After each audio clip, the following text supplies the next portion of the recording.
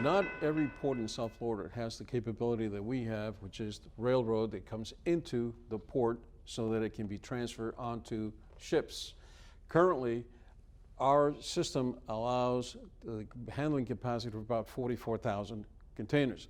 With this project, it will double its capacity, making our port even more efficient when it comes to rail movements.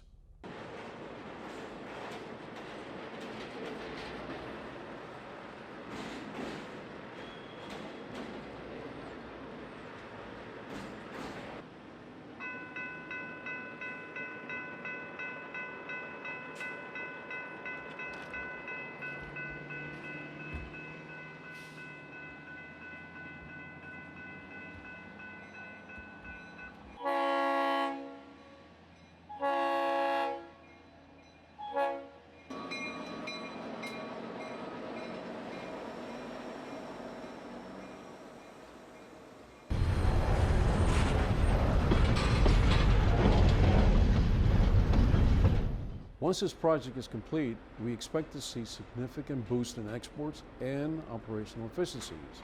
The project will create at least 105 direct jobs.